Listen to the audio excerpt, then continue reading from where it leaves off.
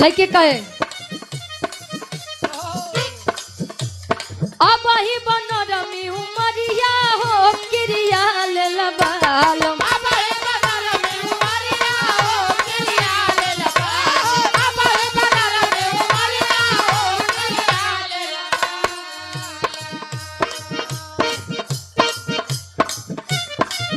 भगवान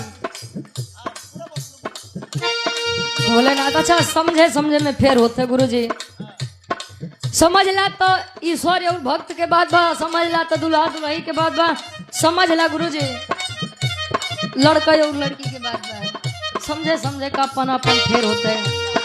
अब ही बनरमी उमरिया हो क्रिया ले लबालम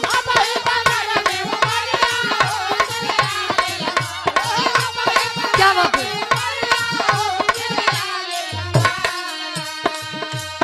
अब ही बनरमी उमरिया हो क्रिया ले लबालम जनी धर पतरी कमरिया हो क्रिया ले लबालम